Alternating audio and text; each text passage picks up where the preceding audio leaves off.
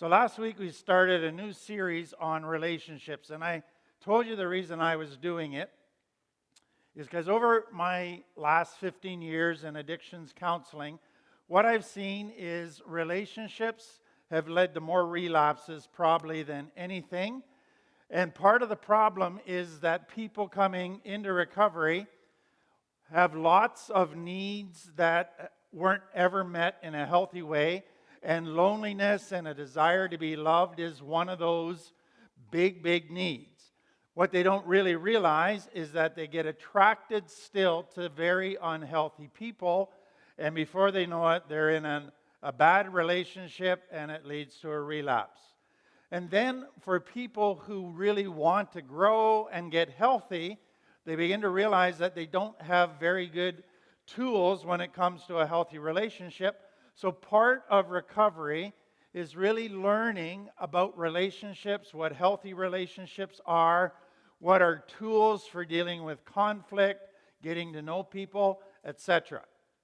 So last week I just laid out a very foundational thing on the 4 different levels of relationship and the 5 different levels of communication and intimacy. Tonight I want to just take that a little bit further. And what I want you to understand is when you come out of complex trauma, you develop ways of relating to survive. And those kept you safe, the ways you learn to relate. But what you find is as you get older, they don't work so well anymore. But it's important to go back and really understand your relationship style and why you relate the way you relate.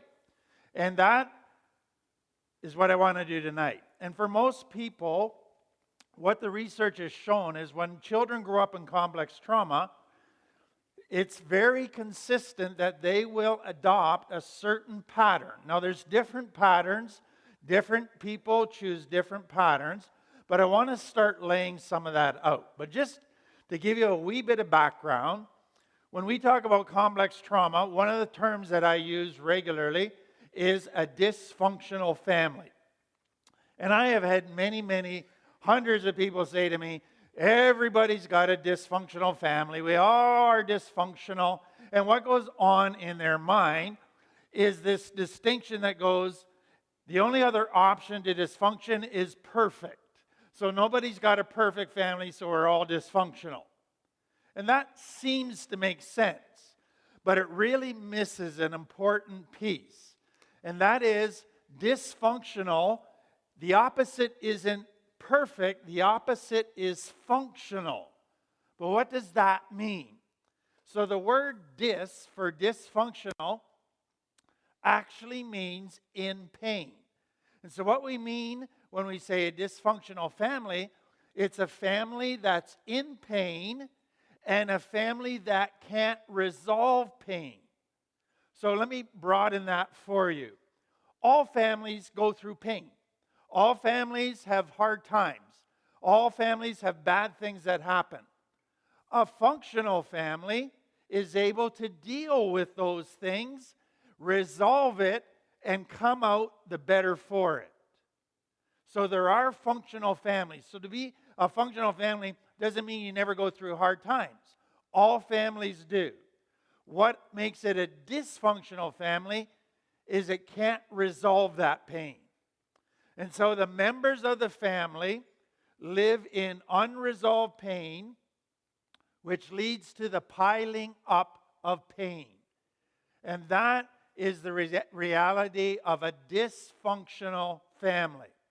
And so what we're going to see as we go into this is that children growing up in pain, they begin to go in their mind, what do I need to do? And they have 3 different priorities in their mind.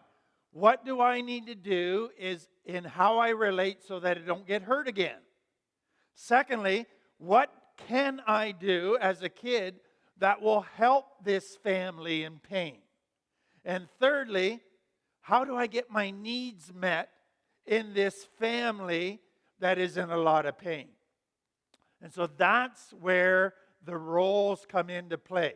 Now, over the next couple of weeks, we're going to look at a variety of roles that family members adopt. Children, mom, dad, and there's quite a number. Tonight we're going to look at two, but what I want you to understand up front is that you as a child might have tried several different roles before you found one that you liked, that suited you. And that became your style of relating. Now, I want you to understand as far as where you're at today is that when you get into a relationship, you will gravitate towards a relationship where you can slide back into that role because you're comfortable with it, you know how to do it, but when you slide back into that role, that relationship won't be healthy. And so for you to grow, you need to understand your style, and then you need to understand how to change that style to a healthier style. Now let me say this, that role as a child seemed to be a good role. It seemed to work. And so that's why you kept doing it. And your brain in some place is thinking today it still might work today. But that role didn't work very well. And in an adult relationship, it will always create problems and result in an unhealthy relationship. So tonight we're only going to look at two roles. Many people have heard about these roles. What I have found is that most people haven't heard about them as a result of complex trauma. And they don't understand how complex trauma plays into it, both as a child and where you're at today. So the first role is the hero, or some would refer to it as the perfect child or the angel. And so they are the child that is the super responsible child. They overachieve. They're usually perfectionists, people pleasers. They're very organized, so they're very good at their role of basically taking on lots of responsibilities within the family so that people don't get as mad as much as they would otherwise.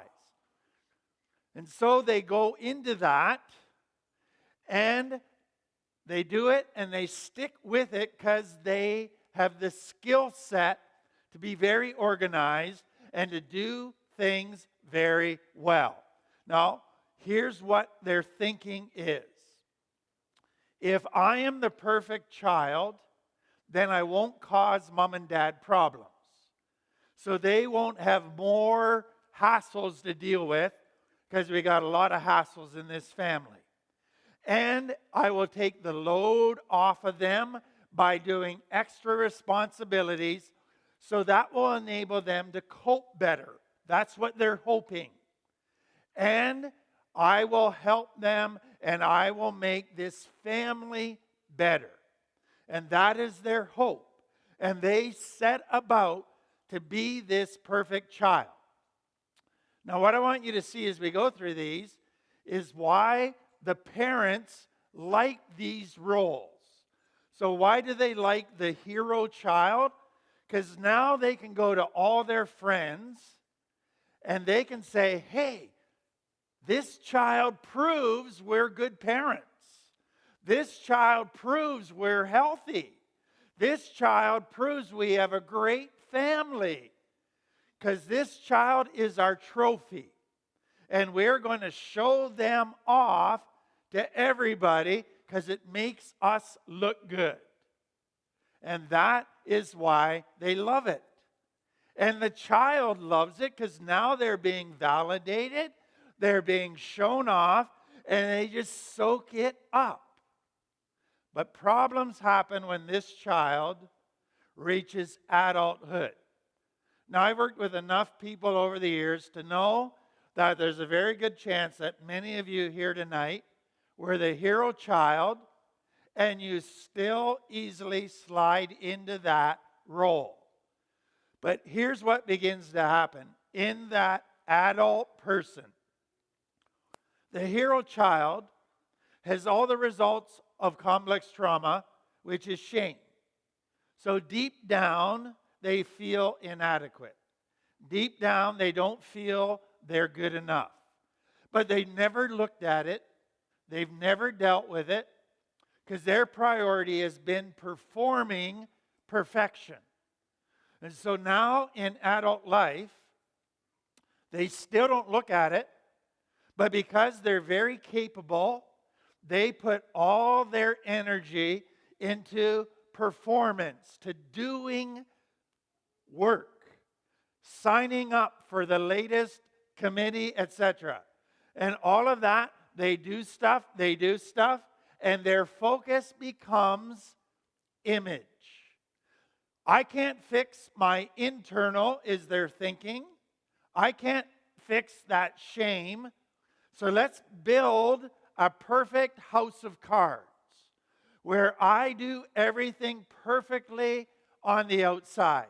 And so some go even beyond just performing lots of activity to having the perfect body, to having a house that's always neat, to having kids that are always dressed up and in sports and high achievers. Everything becomes about looking good. And as they do that, and most are able to do it for a while, people applaud them. People say, wow, I wish I could be like you. You have your act together, and it just feeds their shame. They think is a solution to it, and they feed off of it. And so in their own mind, they can lie to themselves, and they say, I must have my act together because look how well I'm performing. But people then say, well, will you do this? You're so good. And they take on more stuff because they're afraid to say no. They're a people pleaser. And they take on more stuff, and they're this workaholic person. And as that has happened, they start to feel themselves burning out. Then they start to resent people who expect them to do so much. And they're getting angry on the inside and tired and burnt out, and they feel themselves heading towards a collapse or a breakdown. And that's where many who are in recovery say, I need a relapse to have a holiday. The problem is, once they have their relapse holiday, they come back into recovery and they're still afraid to look at themselves. And they say, okay, let's rev the motor back up again and let's start going to all kinds of meetings and doing all kinds of service work and doing all of this stuff, and they rebuild their house of cards. Everybody loves them again, and everybody wants to be like them, but everybody asks them to do more, and they burn out again. And so they begin to have problems. And then in a relationship, their children are mad because they're never home. Their partner's mad because they're never home. And when they are home, they're exhausted. And everybody suffers in the family, but everybody outside the family gets the best them. And the kids and the partner now have resentments towards them. There's a lot of conflict and anger about their schedule, etc. And so what this person has to do to maintain this, which works against them, is they want a house of cards, they want people admiring them, but they don't want people to get to know them, because then they'll see how screwed up they are. So they got to keep a lot of walls up and a lot of masks on, so they don't have any satisfying relationships. Then they realize that if I feel emotions, emotions mess up life. They complicate life. I can perform better when I shut emotions down. So they try to become a non-feeling, highly productive robot. And that is not good, especially in recovery and wanting to get healthy. Then, because everything is tied up in what they do, they are hypersensitive to any criticism, and they walk around in fear that somebody will see the cracks that are forming around this perfect world that they've created. So fear, hypersensitivity, increasing tiredness is all there. And then another problem they have is, in order to be this perfect person on the outside, they take on projects called needy people. And so they're picking up all these needy people, and for a while it feeds their ego, but after a while it burns them out even worse. Now they come into recovery. Let's say they come to React or Finding Freedom, and I say, let's forget about doing. You got to look at your shame. They don't know what to do with that. And it gets them confused because their whole life has been about the outside, the externals. And they are the type of people that say, I don't need to look at that stuff. Just tell me what to do and I'll do it. And I'll say, I'll tell you what to do. Look at that stuff. And they don't want to go there because there's a huge fear that if they start looking at how broken they are, that they will just melt in a puddle of tears and depression, and it'll be too much. And what I always say to them is this: it's going to hurt to go there, but we'll walk with you through it, and once you go through the beginning of it, you'll start to heal and grow, and pretty soon you'll be happy you went there because you'll be getting healthy on the inside. But it is super, super scary. But I say to them, you can keep doing what you're doing, but you're going to be on a relapse cycle for the rest of your life. And you're never going to have a happy family. You're never going to have a healthy relationship. And you're always going to get more resentments and more anger and more burnt out. So it's your choice. You can keep doing what you're doing, but I think you can play that tape out to the end, or you can take on your fear and risk starting to heal on the inside. So that's the hero. Now the second one, the scapegoat. Most addicts at some time have felt like the scapegoat, and that is also called the problem child. So let me explain that.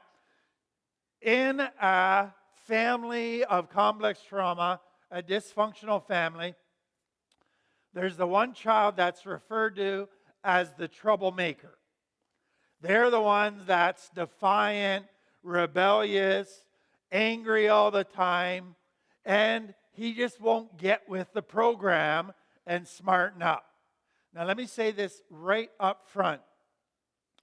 Of all the roles that we're going to look at, the problem child is the one person in the family that is being honest.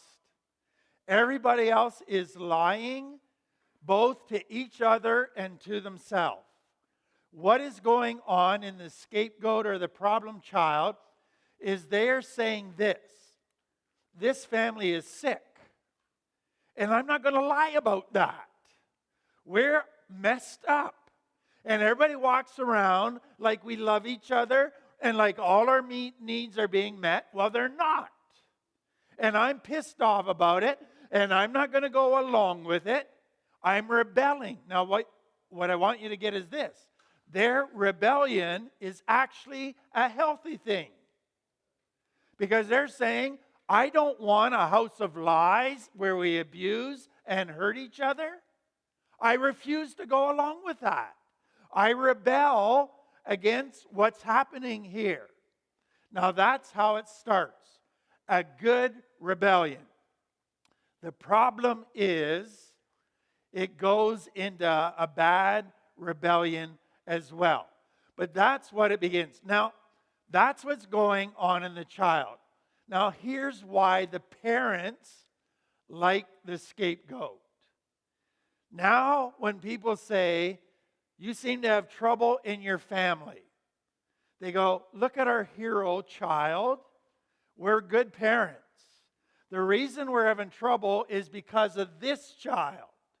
He's the problem, and that's why he's called the scapegoat. He is blamed for all the problems in the family, in the marriage. And what the parents basically communicate is this: if we didn't have this child, we wouldn't have any problems in our family. It all gets pinned on that child. So they're actually quite happy to have this child because they got somebody to blame for their stuff. And they don't want to look at their stuff, so they have a scapegoat to put it on. So that then results in this problem child getting blamed for everything. And so more stuff gets piled on them all the time. Now, a couple other things are happening with the scapegoat. The scapegoat becomes the honest expression of how everybody's really feeling, but afraid to show. So when he rebels and he gets angry and he lashes out and he speaks his mind to mom and dad, he's really giving a voice to everybody. They won't admit it, but that they're almost thankful for. But then, what happens with this scapegoat is they're really ostracized by the family. The family says, you're the problem, and they kind of feel like a black sheep. They don't fit. They don't belong in this family because they refuse to play by the rules of this family. And so they feel like an outsider, an outcast. And I suspect all of you have been through some of that. So that's as a child. Now let me show you what happens as they get older into adult life. I find it interesting in working with scapegoats or problem child people all the time is that most were extremely sensitive children. That's what clued them in that this family's got problems because they got hurt so much and they weren't prepared to tolerate it or turn a blind eye. But in order to survive, they had to rebel. And in order to rebel, they had to harden their heart and harden their skin and shut down their sensitivity. And so what begins to happen in a problem child as they get into their teens is they try not to feel anything at all. And they shut everything down. Now that will become problems for them later in life. They will have to relearn how to feel emotions. They will have to really enter into scary territory. So that's the first problem. The next one, part of their rebellion in their teens is they started getting applause from other kids for being a bad boy. And so they said, wow, here's how I get my validation. I can't be validated in my family because the hero gets all the validation. So I will get validation from being a bad boy. And they tried to be the baddest of the bad. And what often happened is they felt in order to get new validation, they had to keep pushing the envelope. So last time they drank a whole 12-pack at a party. Tonight they're drinking a 2-4 at a party. And everybody's going to talk about how drunk they got. And then they push and push, always a new way of rebelling against the system. And that can be a problem. And then As soon as somebody says, who's in authority, I want you to do this, they've trained themselves to do the opposite. And so, in a relationship, if their partner said, could you do this for me? They just get their back up. And they don't want to do that for them. And so to have a relationship, they're going to have to look at that rebellious, knee-jerk reaction that is so part of how they train themselves to respond to authority and to rules. And then, much of what they learn to do in their rebellion is to manipulate people, to intimidate people. So they got what they want, but people don't see them as safe. People see them as a bit of a danger, a loose cannon, as a person who couldn't be trusted, a person that's just got too many anger issues. And so they struggle with all of that. And so the problem child, it started out really good. They refused to accept a sick situation. But what happened is they, in order to maintain that role, had to get sicker and sicker themselves. They don't realize how sick they had to become. And so now when they come into adult life, they're going to still find people who pat them on the back for being a bad boy and pushing the envelope. But if they're going to get healthy and have healthy relationships, they got to be able to let that bad boy go. Now here's a challenge that many have. They go, if I let go of the bad boy, then who am I? I don't want to become a weak, little, mushy, sensitive person again that's going to get walked all over and hurt. And so, to give up a role, either the hero or the problem child, the scapegoat, there's a fear. A fear that if I drop this role, will I get hurt again? Will I get my needs met again? What will happen? And so for the scapegoat, the hero, yes, there's fear, but you're never going to get healthy unless you walk through it. And that's what we're about, is helping people walk through that and begin to change so that they can have meaningful relationships today. Let me say one final thing about the problem child, the bad boy.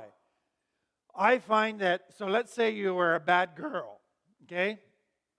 Isn't it interesting how bad girls are attracted to bad boys? And guess what happens in recovery? Bad girls, they are prepared to give up being a bad girl, but for some reason they're still attracted to bad boys. That's a recipe for disaster. So if that is your pattern, you're going to have to look at that piece as well. Okay, so that's 2 today.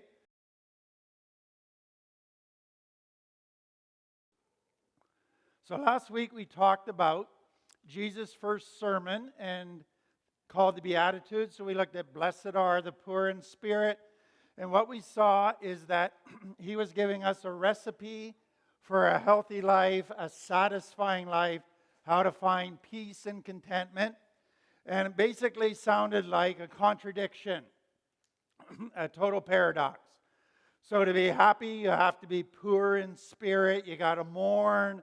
You got to be meek. And what we saw is that it presented a parallel to the 12 steps. And they were based on the Beatitudes. And Jesus is saying, you can't do it on your own. There's something broken inside.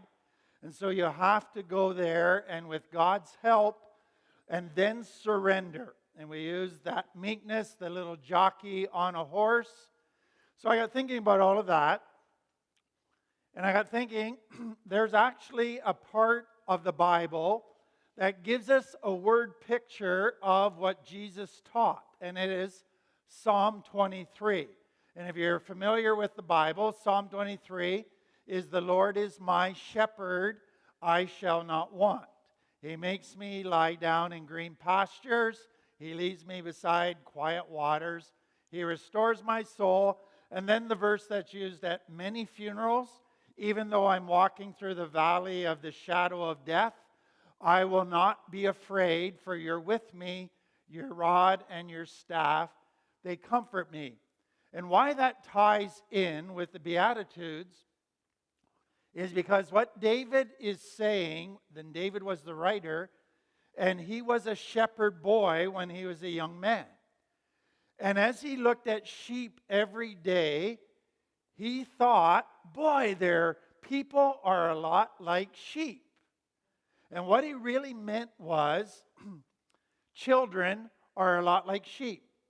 And we said last week that children operate out of the limbic part of their brain, the emotional part. They make decisions based on how they feel, or will it make me feel good?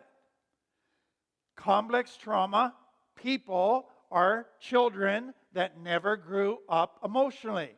They're still stuck in the limbic part of their brain. And what David is saying is complex trauma people are very much like sheep. And that is what I want to show you tonight. And then that ties in with why Jesus said you need to be broken, you need to be surrendered. That's what sheep have to do. Because sheep cannot survive without a shepherd. Do you realize that sheep is the only animal in the world that cannot survive in the wild by itself? Sheep are their own worst enemy. And if left to themselves, they will promptly destroy themselves. So let me help you understand a bit about sheep, and then maybe you'll understand yourself as a child and how you might feel today. So number one, sheep can't survive in the wild because they are defenseless. So you think about it, sheep don't have sharp claws, they can't fight, they're slow, and with all that wool on them, they're even slower, so they can't run for their life. They don't have sharp teeth or fangs, and they're not very strong. So they're useless when it comes to protecting themselves. They can't do that. Because of that, sheep are creatures controlled by fear. They are afraid of almost everything. If they're in a new situation, unknown to them, they're afraid. Sound like you? Fear of the unknown, fear of change. If there's conflict in the herd, they're full of fear. And so a sheep, if they have any fear at all, they can't lie down and relax, and they won't eat. They will just sit there in an anxiety state, and they won't be able to lie down or eat until they feel safe. If they see a predator, then they are full of fear. They can't lie down or eat. And if they can't see their shepherd, if they feel abandoned or rejected or out of touch, they're full of fear. Very much like a child and a complex trauma person. Because of that, they have a very difficult time trusting. So sheep will always think they're smarter than the shepherd. They will always think the grass is greener on the other side of the fence. And they just have a great deal of hard time trusting, much like you. Then they're extremely stubborn. And complex trauma creates a stubbornness. And if you have a stubborn personality and add complex trauma, you are super stubborn. And nobody likes being around you when you're in the stubborn zone, because you can't be reasoned with. That's the way a sheep is. And then sheep live by a mob instinct. So if one sheep claims to be the leader and they start running over a cliff, all the sheep will follow them. They just go and follow the leader, much like people from complex trauma. And the sad part is sheep are one of the dumbest creatures around. You know, when you put sheep in a field, they won't just eat the top of the grass, they'll eat the roots too. So they'll destroy a field in no time, and pretty soon they won't have anything to eat. And then a sheep will eat dirty water, poisoned plants. They don't check anything out. They don't know how to check things out. And so you leave them by themselves, they're dead in no time at all. And so what David is emphasizing, and it's what Jesus was emphasizing, we can't survive on our own. We're our own worst enemy. We need a shepherd that we surrender to. So let me just walk you through a little bit in the Psalms. So it starts out, he makes me lie down in green pastures. He leads me beside still waters. So two things David wants us to see is he is saying, God or the Lord is my shepherd. I have the best shepherd in the world. I have the only shepherd that knows what is best for me and wants what is best for me and can make it happen. So he gives me green grass, not dried, brown, burnt grass. He provides me with the best grass, and he makes it so I can lie down.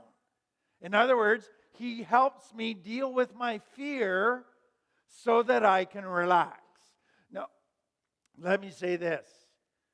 That David didn't write this the first day of having God as a shepherd. He wrote this at the end of his life, after he had gradually learned to trust God, and now looking back, I think he's saying, I wish I had trusted him sooner.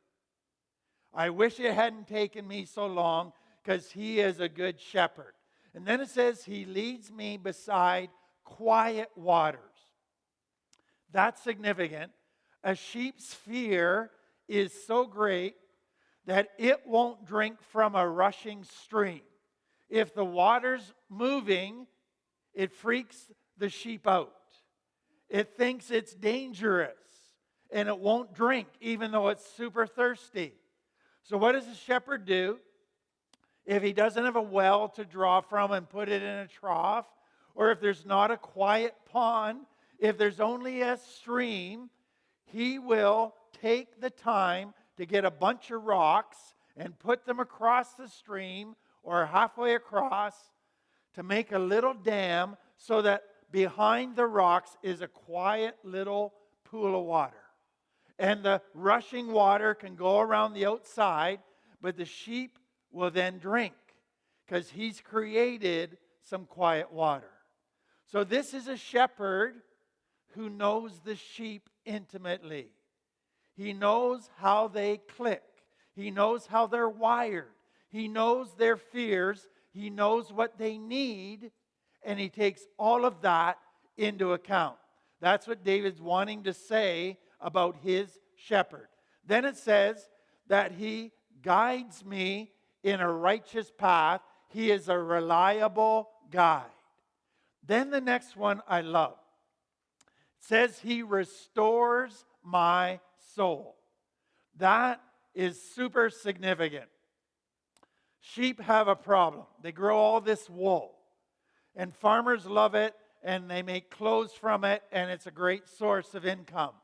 But what happens before the sheep get sheared is in those final weeks before they get a shave, they got so much wool that often when they lay down, if it's on a little bit of a slope, they will go flop onto their back because the wool weighs so much. And then once they're on their back, it's like a turtle. They can't get back on their feet. And the shepherd's term for that is that they are cast down. Now, what is significant is this. If they're in that cast down position, they start to panic. And if the shepherd doesn't get them within a half an hour and stand them back on their feet, they will die of panic. That is how bad it is. Now, David wrote another psalm, Psalm 42 and Psalm 43, and he starts both psalms by saying this: "Why are you cast down, O my soul?" What is he saying? He's saying, as I do my journal today, I am in a panic stage. I am like a sheep on his back that feels hopeless. And I am about ready to give up hope. Why? What is going on? And then he says this: hope in God, and you will yet praise him. So David was saying, I at times am like a sheep when I get super depressed and I begin to feel hopeless and I start to despair. That's when I need my shepherd. Now, there's a second way that a shepherd restores the soul. So the first is, when I'm that hopeless, cast down state, he restores my soul by giving me hope, by standing me on my feet again. There's a second time when a sheep will lose hope.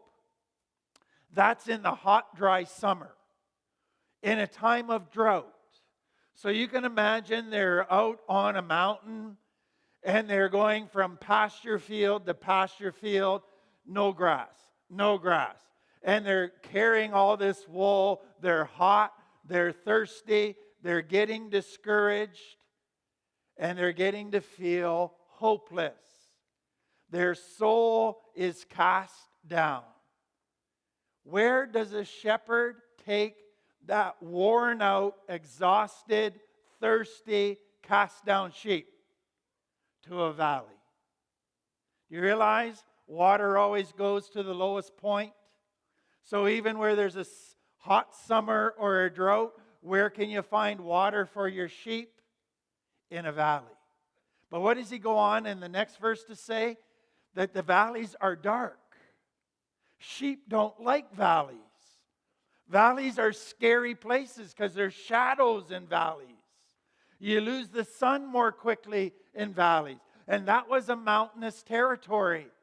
And so what does God say to us? Do you realize mountaintops are great, but you can't grow anything on a mountaintop? Where do you grow stuff? In a valley. Where do you find water? In a valley.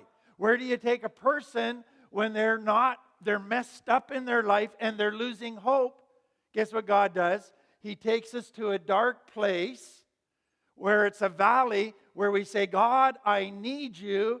And then he says, okay, now this valley will become not just a problem area, a scary area. It will become a place that restores your soul, because now I'm going to feed you.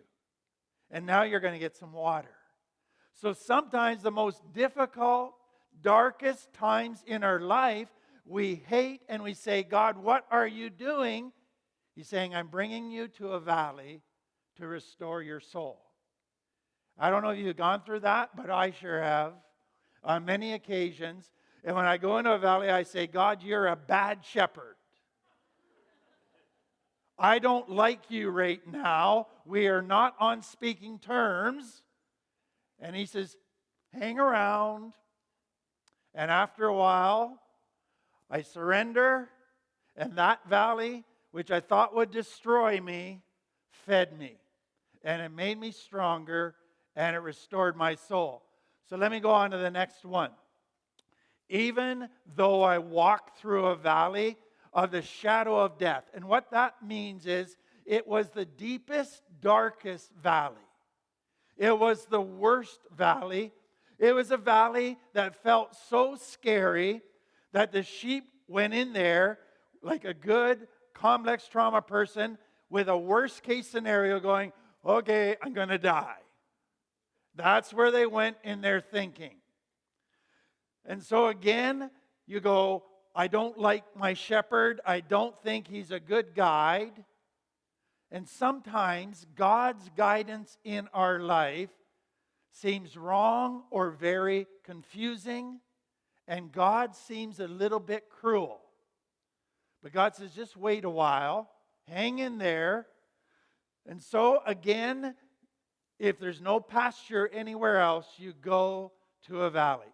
Now here's what God does. A shepherd had two instruments that they carried, rod and a staff. And a rod was like a little billy club. And it was a short thing that the shepherd would use as a weapon to protect against wild animals. He would use it to give the sheep a little smack if they needed it, some discipline, and he would use it just to count the sheep. But that's not the main thing that he uses in the valley. He uses this big, long staff with a hook in the end. And the point is this. What would happen as they go through that dark valley is the sheep would start to get afraid. And they go, I can't see my shepherd. It's too dark in here. So the shepherd would take that long staff and just place it so it touched the sheep's side. And what the shepherd was doing was saying this, you can't see me, but you can feel that I'm here. I'm giving you a little reminder of my presence. And as soon as the sheep felt that staff touch their side, they would relax. The shepherd's here. He hasn't abandoned me. He knows I'm here. He can see me. Even though I can't see him, I have a good shepherd. Now there's one other thing I want you to notice. It started out, the Lord is my shepherd, I shall not want. He makes me. Now if you remember grammar in school, that was third person. He makes me lie down in green pastures. He leads me beside still waters. He restores my soul. He guides me on a righteous path. Then it says, even though I walk through the valley of the shadow of death, I will fear no evil, for you are with me.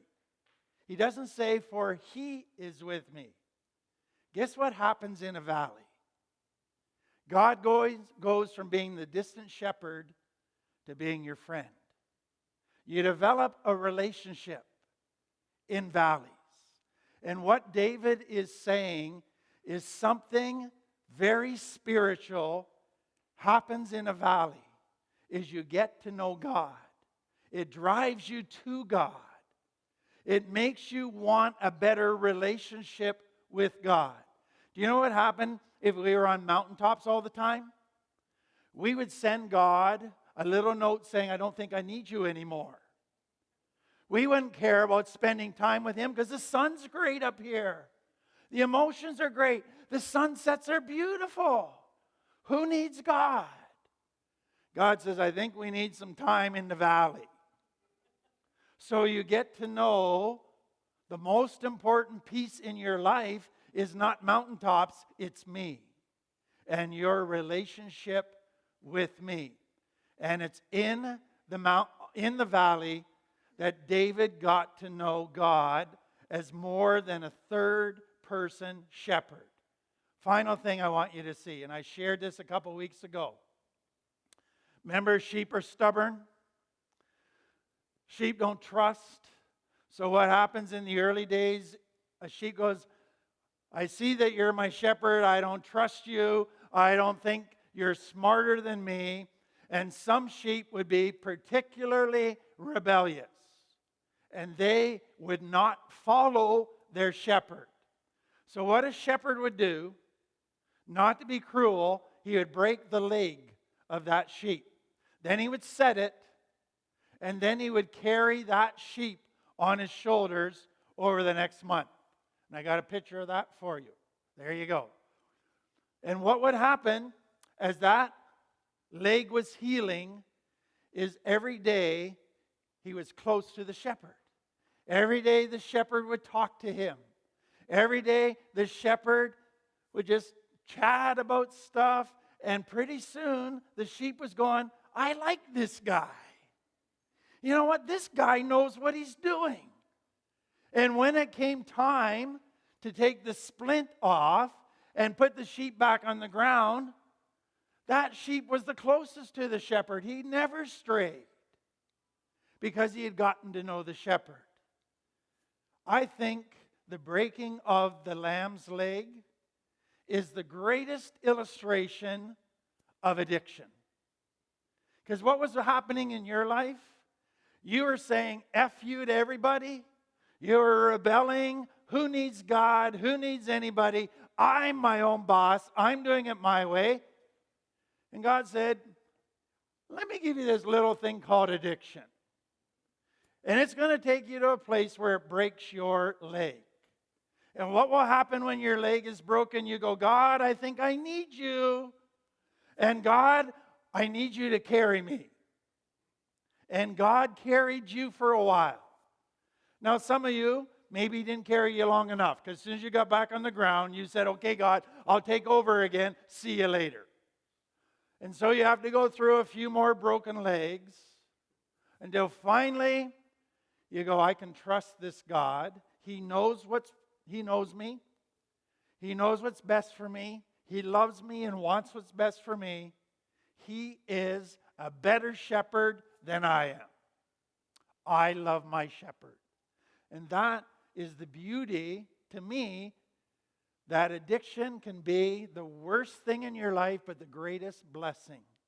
If it drives you to surrender to a loving shepherd. Let's pray.